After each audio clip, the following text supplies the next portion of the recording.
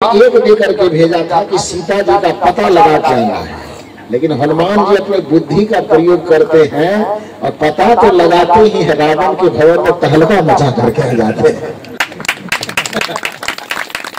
कथा यही कहती है, कोई कथा यही केवल कथा की दृष्टिकोण से सुनेंगे तब तो फिर वो आपको प्रेरणा नहीं दे पाएगा, लेकिन उस कथा में संकेत क्या छिपी हुई है कि आदमी अपनी बुद्धि जितना काम कर करके भेजा गया, यदि उतना ही काम करके आप आते हैं तो फिर आपकी प्रतिभा दो कोड़ी की है। उस बुद्धि का, उस प्रतिभा का कोई मतलब नहीं। मतलब यह है कि जिस काम से आपको भेजा गया है, हनुमान जी को भेजा कि जाओ जो सुसैन वेद से कहा जाओ दवाई लेकर के आया सजीवन बूटी। अब वहां सजीवन बूटी नहीं मिला, पहचान नहीं पाया बेचारा, कहीं लौट करके आ जाता, कहता डॉक्टर साहब हम दवाई नहीं पहचानते, तब तक वो लक्ष्मण बचता है। लेकिन उसने तो बुद्धि का प्रयोग किया ना जी, कि हमें डॉक्टर एक दवाई कहा लाने के लिए, नहीं समझ पा रहा है कि कौन सा दवाई लेना है हमको, तो बेचारा पूरा मेडिकल स्टोर उठा कर लेके आ गया। ये कहानी यह नहीं कहती कि आप ये पहाड़ उठा लीजिए, ये कहानी यह कहती है कि जिस किसी उद्देश्य को देकर के कहीं आपको भेजा गया है, उस उद्देश्य से जुड़ी हुई जितनी बातें हो सकती है, यदि आपको एक काम कहा गया और उससे जुड़ी हुई एक से बातें हो सकती है, तो उन सब कामों को आप निपटा करके आने की कोशिश कीजिए। तो मैंने डॉक्टर साहब से कहा कि राम जी ने उस समय में हनुमान का चुनाव किया था, और अभी के समय में आपने जिस मित्र का चुनाव किया वो हनुमान से बुद्धि में कम नहीं है, आपका आधा अधूरा काम करते हुए आया। बड़ा सुंदर से एक बार उनके लिए जोरदार ताली बजा करते हुए। तो रात में ला रहे थे, लाने के क्रम में मैंने देखा कि कुछ 10-15 महिलाएं गुलाब वाला साड़ी पहन करके हाथ में डंडा लिए आगे से गुजर रही थी। तो मैंने उनसे पूछा ये लोग कौन है, तो उनको हंसी आई और हंसते हंसते उन्होंने कहा साहब ये लोग लोकल कमांडो है। मैंने कहा सो हम लोगों को भी कुछ कहेगा क्या? कहा नहीं, कहता यहाँ के पंचायत स्तर पर इन लोगों को मिली हुई है, ड्यूटी मिली हुई कि आप सड़क सड़क गांव गांव घूमिए, ताकि कोई दारू पालो पीने वाला मिल जाए तो उसका स्वागत बढ़िया से कर दीजिए। सोचिए ये कितनी बड़ी विडंबना है कि जिस जगह पर 33 करोड़ देवता, पता नहीं वो पुराना जनगणना के अनुसार 33 करोड़ गिना जा रहा है, नया जनगणना हो जाए देवताओं का। आदमी का जनसंख्या अब आजादी के समय में 33 करोड़ आदमी की जनसंख्या थी 1947 के आसपास। 33 करोड़ भारतीयों की जनसंख्या थी, और आज आजादी के लगभग 75 वर्ष गुजर जाने के बाद हमारी जनसंख्या 33 करोड़ है। तब चीन को भी हम लोग पछाड़ दिए, और चीन में पछाड़ना था दूसरी चीज में, लेकिन दूसरी चीज में न पछाड़ पाए, जनसंख्या के मामले में उसको पछाड़ दिए। आज हम चीन से हम आगे हो गए जनसंख्या की दृष्टिकोण से। तो जिस जगह पर आज से 75 वर्ष पहले मात्र 33 करोड़ थे आप, आज उस जगह पर आपकी जनसंख्या इतनी बड़ी कि कितना हो गए, लगभग 150 करोड़ के आसपास हो गए ना। तो आदमी की जनसंख्या 33 से बढ़ करके 150 करोड़ पहुंच गया, तो देवता उतनी पे टिका होगा। उसका खानदान नहीं बढ़ा होगा क्या? तो पुरानी जनसंख्या की जनगणना के आधार पर कहने शायद इसीलिए मजबूरन 33 करोड़ ही कहना पड़ता है। लेकिन अभी आदमी की जनगणना जिस तरह से हो रही है, देवताओं की भी हो जाए तो मेरे समझ से वो ही बढ़ करके 66 करोड़ हो गया।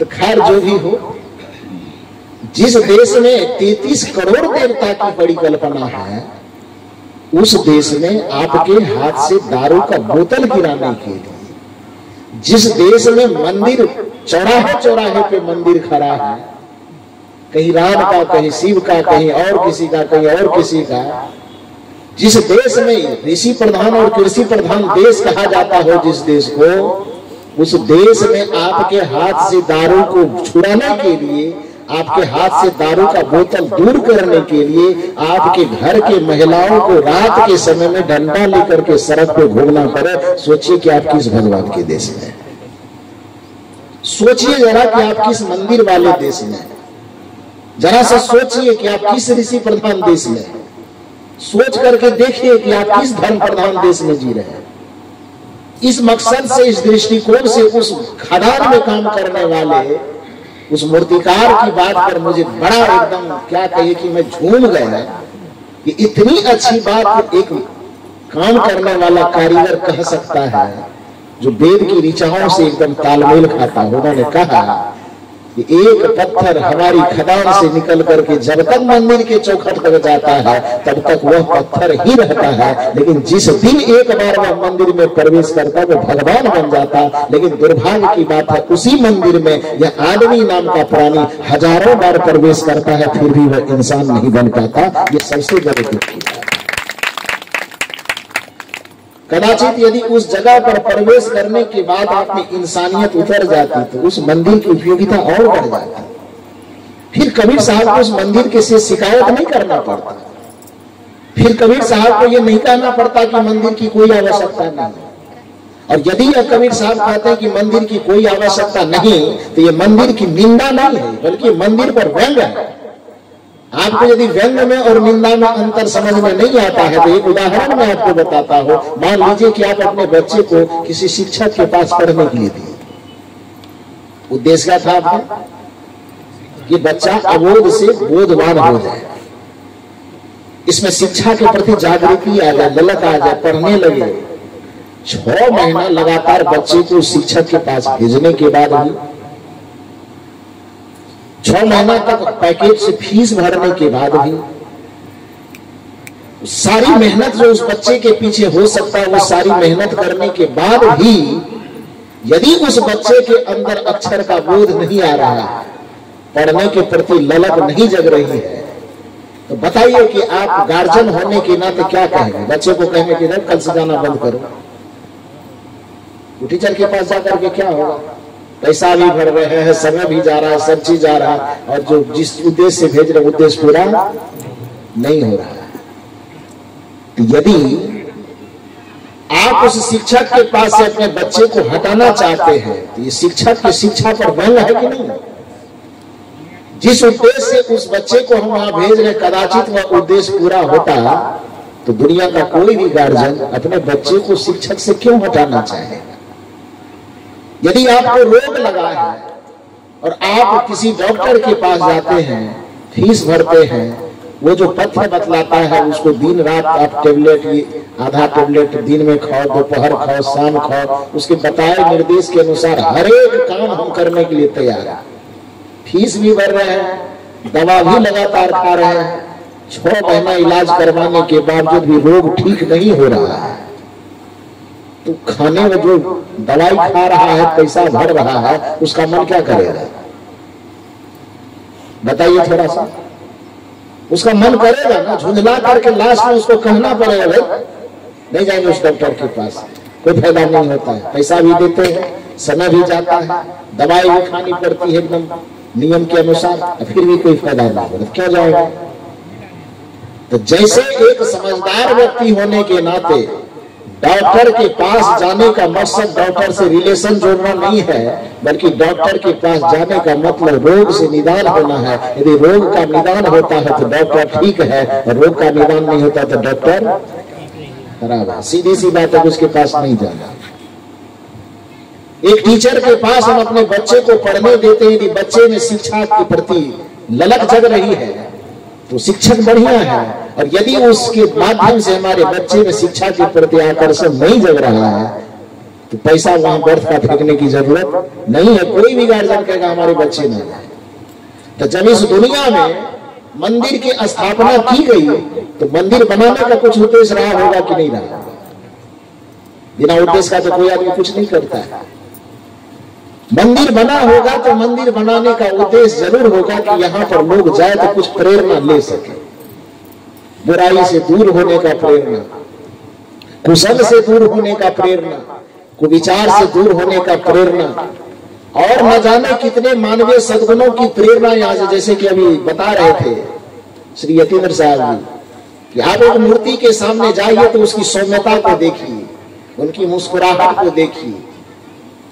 वह मूर्ति बनने से पहले जिस समय रहा होगा तो उन्होंने जैसा जैसा कर्म किया होगा उस कर्म को, उस चरित्र को देखिए और उस कर्म और चरित्र को अपने जीवन में उतारने का प्रयास कीजिए। इसी प्रेरणा के लिए वो मंदिर बनाया गया होगा। लेकिन राम के मंदिर में जाने के बाद भी जो राम अयोध्यापति दशरथ के पुत्र राम से मर्यादा पुरुषोत्तम श्री राम बन गए, तो बना क्यों? माता पिता और गुरुजनों का निरंतर वंदन करने के कारण, और हजार बार उस राम जी के मंदिर में प्रवेश करने के बाद भी आप बुढ़ापा में अपने माता पिता का हाथ पकड़ कर वृद्धाश्रम भेज देते हैं, तो फिर मंदिर जाने का क्या फायदा होगा? क्या सिखाया? कदाचित यदि आपको श्री राम के मंदिर जाने से यह प्रेरणा मिल जाए कि हमें भी प्रतिदिन अपने माता पिता का आदर करना है, सम्मान करना है, माता पिता के स्वाभिमान की रक्षा के लिए कदाचित राज जैसे चीजों को भी ठोकर मारना पड़े, तो हम राम जी से वो प्रेरणा लेकर के उस राज जैसे संपदा को भी ठोकर मार सकते हैं, लेकिन माता पिता के स्वाभिमान को हम ठोकर नहीं मारेंगे। यह प्रेरणा यदि आपको मंदिर जाने से मिल रहा है तो फिर उस मंदिर को नमन है, उस मंदिर की आवश्यकता है। लेकिन यदि उस मंदिर में जाने पर भी आपके चित्त में कोई परिवर्तन नहीं आ रहा है, केवल 2 मिनट के लिए आप मंदिर के अंदर जाकर के पुजारी बनते हैं, अब बाकी मंदिर से निकलने के बाद आपका व्यवहार हैवान की तरह होता है, तब कबीर साहब जैसे महापुरुष को व्यंग करना पड़ता है, हटाओ इस मंदिर को, इसकी कोई आवश्यकता नहीं है। मंदिर की निरर्थकता को मंदिर थोड़े साबित कर रहा है, मंदिर की निरर्थकता को आप साबित कर रहे हैं। जो मंदिर बना था कुशल से दूर होने के लिए, जो मंदिर बना था थोड़ा आध्यात्मिक चर्चा करने के लिए, जो मंदिर बना था कि आदमी दिन भर उलझनों में थक करके जब चूर हो जाए तो शाम के वक्त में 5 आदमी बैठ करके वहां कुछ कीर्तन करे, वहां कुछ भजन करे, कुछ अच्छी अच्छी आध्यात्मिक चर्चा करे, इसी उद्देश्य से तो बनाया गया था। लेकिन दुर्भाग्य है कि उसको इस उद्देश्य में उपयोग न करके और शाम के वक्त अंधेरे में जाके बजरंगबली के पीछे बैठ करके गांजा पीते हैं। तो कबीर साहब क्यों न कहे, क्यों बनाया मंदिर?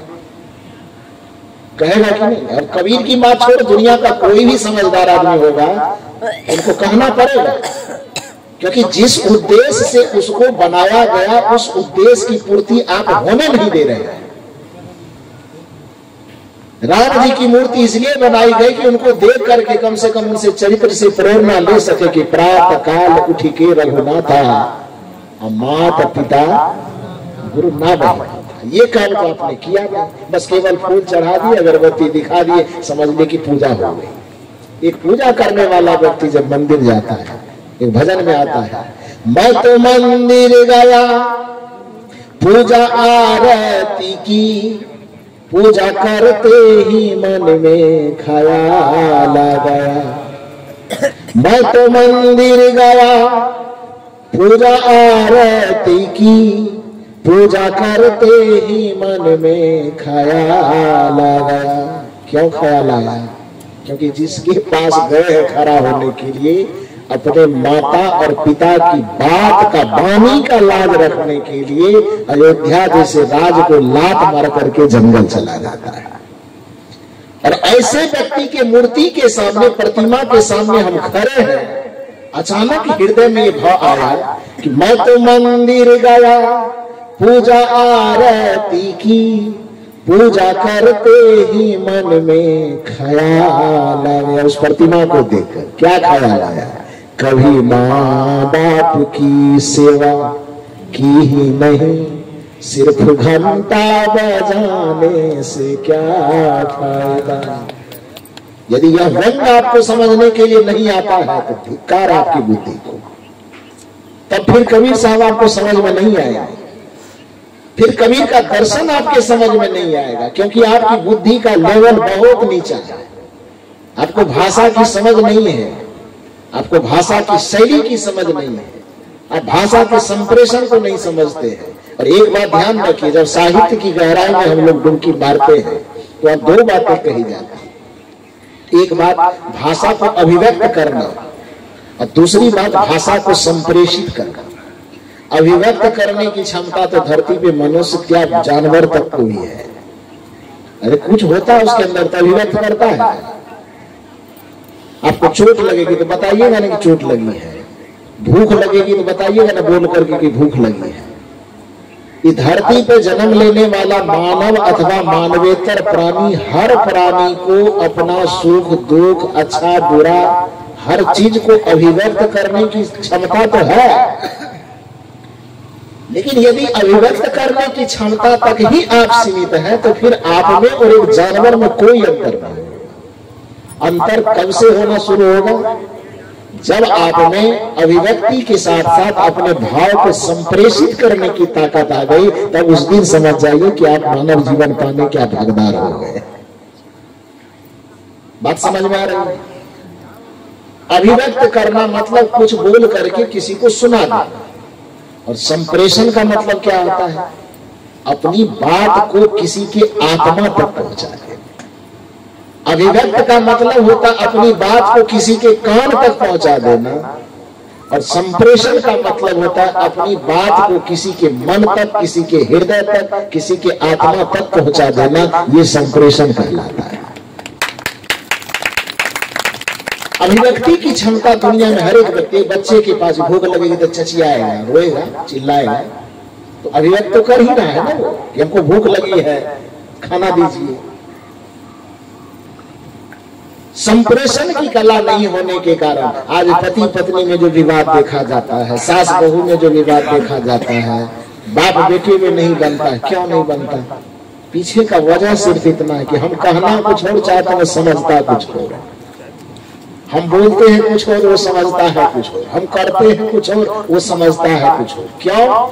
क्योंकि हमारे जीवन का जो चिंतन शैली है वो अभिव्यक्ति तक है। अभिव्यक्ति को देख रहा है, लेकिन अपने भाव के संप्रेषण को हम उनके दिल दिमाग तक नहीं पहुंचा पा रहे हैं, जिसके कारण से रिश्तों में ये बवंडर होते रहते, समझ नहीं पाता है।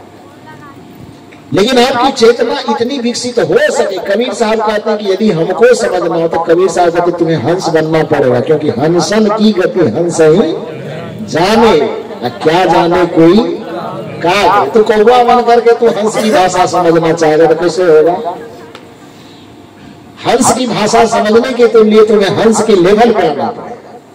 इसलिए कबीर साहब का चिंतन, कबीर साहब का दर्शन समझने के लिए, हालांकि लोग कहते हैं कि कबीर साहब तो अनपढ़ थे, बेवकूफ है जो कहता है कबीर साहब अनपढ़ थे।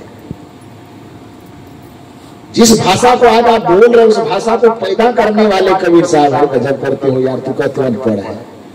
उस भाषा को रट करके तू कहता है कि हम विद्वान हैं, और उस भाषा को कबीर साहब जैसे महापुरुषों ने पैदा किया है, उत्पन्न किया है। क्योंकि जिस भाषा को जिस रूप में आज आप और हम बोल रहे हैं, भाषा ऐसी थी ना जी। भाषा के कम से कम 6 संस्करण हुए। संस्करण समझते हैं? संशोधन, जैसे संविधान बनता है या कोई नियम बनता है, उसमें गड़बड़ी नजर आ जाती है तो उसको संशोधित करते हैं। तो आज जो भाषा, जिस भाषा को आप और हम अभी बोल रहे हैं, इस भाषा के कम से कम कितनी बार संशोधन हो चुके? 6 बार। मूल भाषा, मौलिक भाषा जो पहले थी यहाँ पर, वो क्या थी? संस्कृत थी। और संस्कृत में भी वैदिक संस्कृत, वैदिक संस्कृति को, संस्कृत को सब बोल नहीं पाते थे, बड़ा क्लिष्ट व्याकरण था उसका। तो वैदिक संस्कृत का सबसे पहला संस्करण हुआ जिसको लौकिक संस्कृत कहा गया। क्या कहा गया? लौकिक संस्कृत, मतलब लोक में प्रचलित होने वाला संस्कृत। रामायण जो लिखा हुआ है, महाभारत जो लिखा हुआ है, वो वैदिक संस्कृत में नहीं लिखा हुआ है। वेद वाला संस्कृत यदि आपके सामने पलट करके रख दिया जाए तो हम लोगों का कभी कभी छक्का छूट जाता है भाई। इतने लंबे लंबे वाक्य होते हैं, उसका छंद मात्रा ऐसा होता है कि कभी कभी एक एक वाक्य को समझने में 2-2, 3-3 दिन माथा दर्द करता है। तो जब हम लोगों का ये हाल है तो सवाल लोगों के पास दे देगा तो उसका क्या हाल होगा। तो उस चीज को माना मूल रूप में संस्कृत था, लेकिन संस्कृत में भी थोड़ा कठोर था, तो उस कठोर वाली स्थिति को वैदिक संस्कृत कहा गया। लेकिन भाषा तो चूंकि आम जनता के लिए होता है, तो उस वैदिक संस्कृति को थोड़ा सरल बनाने के लिए जो संस्कृत का रूप दिया गया उसको कहा गया लौकिक संस्कृत। क्या कहा गया? लौकिक संस्कृत। भगवान बुद्ध जब आए, भगवान महावीर जब आए, उन्होंने कहा कि भैया ये संस्कृत तो थोड़ा लोग समझता है, लेकिन अपने ज्ञान को, अपने सत्संग को, अपनी भक्ति को हमें आम जनता तक पहुंचाना है। तो आम जनता की जो भाषा ही नहीं है, तो ये थोड़े लोगों की भाषा को हम पूरे जनता तक कैसे पहुंचा पाएंगे? तो उन्होंने संस्कृत से परहेज कर दिया और भाषा का एक नया संस्करण उन्होंने किया और आम जनता की भाषा को उन्होंने पाली भाषा में कन्वर्ट कर दिया। पाली समझते हैं? नहीं समझते, कभी देखे नहीं तो कैसे समझिएगा। धम्पद वगैरह जो पढ़ते होंगे, धम्पद का ग्रंथ, हालांकि मूल ग्रंथ त्रिपिटक, जैसे महाभारत बृहद ग्रंथ है और उस महाभारत के अंदर गीता छिपा हुआ है, लेकिन गीता इतना महत्वपूर्ण है कि उसको महाभारत से निकाल करके एक अलग ग्रंथ ही बना दिया गया, गीता। गीता तो मौलिक ग्रंथ नहीं है, वो महाभारत का पार्ट है, महाभारत का हिस्सा है। उसी प्रकार से भगवान बुद्ध की परंपरा में त्रिपिटक एक महान ग्रंथ है, विशाल ग्रंथ है, और उस त्रिपिटक के अंदर धम्पद है गीता की तरह। लेकिन वह इतना महत्वपूर्ण पाठ है कि लोगों ने, विद्वानों ने उनको उससे निकाल करके गीता की तरह एक अलग ग्रंथ उसको बना करके दुनिया के सामने पेश किया, जिसको धम्पद कहा जाता है। उन पुस्तकों को पढ़ेंगे तो भगवान बुद्ध, महावीर आदि के जो विचार है वो किस भाषा में है? पाली भाषा। आगे चल करके जब नाथ संप्रदाय, सिद्ध संप्रदाय का प्रचलन हुआ तो उन्होंने भी कहा भैया पाली से भी काम नहीं चलेगा, तब क्या करो, इसको प्राकृत में कन्वर्ट करो। तीसरा संशोधन, प्राकृत में कन्वर्ट होने के बाद में जब मैथिली, ये बिहार प्रदेश के मिथिलांचल इलाके में विद्यापति वगैरह हुए, जो शायद साहित्य में आप लोग कभी कभी पढ़ते होंगे, उन लोगों के जमाने में उन्होंने कहा नहीं, इसको भी और थोड़ा सा अपभ्रंश में लाई। सिद्ध संप्रदाय के भी कुछ विद्वानों ने अपभ्रंश में उसको लाया, और अपभ्रंश में आने के बाद भाषा का ये चौथा संस्करण, अपभ्रंश से ही आगे चल करके अलग अलग क्षेत्रों में जब थोड़ा थोड़ा मनुष्यता का विकास हुआ, थोड़ा थोड़ा साहित्य सृजन की भावना जगी, तो अलग अलग क्षेत्रों में लोगों ने अलग अलग भाषा का गठन किया। आपके छत्तीसगढ़ी भी एक भाषा के अंतर्गत आता है। पूर्वी मागधी से 3 भाषा निकली, अवधी, ब्रज भाषा और छत्तीसगढ़ी। हम लोग जब प्रोफेसर वाला एग्जाम दे रहे थे तो उसमें मैंने इसको इस तरह से करते थे, एबीसी करने में थोड़ा सा कोड माथा में अटता था, बैठता था। एबीसी, अवधी, ब्रज भाषा और सी से छत्तीसगढ़ी। तो एबीसी कहते थे, दिमाग में अट जाता था। तो कहने का ये अर्थ है कि उसमें 3 प्रकार के जो अपभ्रंश के 3 शाखा निकले, शौरसेनी, मागधी और अर्धमागधी। अब ये मत समझिएगा कि व्याकरण क्यों पढ़ाना शुरू कर दिए, खैर इतना डिटेल में मैं नहीं ले जाऊंगा। मतलब मूल रूप से समझिए कि भाषा के जो 6 संस्करण है उसमें से 4 तक तो आपने देख लिया कि पहले संस्कृत, संस्कृत से पाली, प्राकृत, प्राकृत से अपभ्रंश, अपभ्रंश तक जब आप आए तो अपभ्रंश के बाद फिर भाषा का बहुत बंटवारा, जो आपको मथुरा वगैरह वृंदावन वगैरह का जो क्षेत्र है उसमें ब्रज भाषा का ज्यादा प्रचलन हुआ। और आपका अयोध्या वगैरह का, कन्नौज वगैरह का, लखनऊ वगैरह का जो क्षेत्र है उसमें अवधी भाषा का ज्यादा प्रचलन हुआ, जिसके कारण से सूरदास जी उस इलाके में थे तो उन्होंने ब्रज भाषा में कविता की रचना की। श्री कृष्ण के जितने पद बनाए गए तो न संस्कृत में है, न अंग्रेजी में है, न हिंदी में। किस भाषा में है? ब्रज भाषा में। और रामचरितमानस किस भाषा में है? अवधी भाषा। हालांकि रामचरितमानस लिखे जाने से पहले अवधी भाषा बहुत प्रचलित हो गई। गोस्वामी जी बड़े चालाक निकले हुए,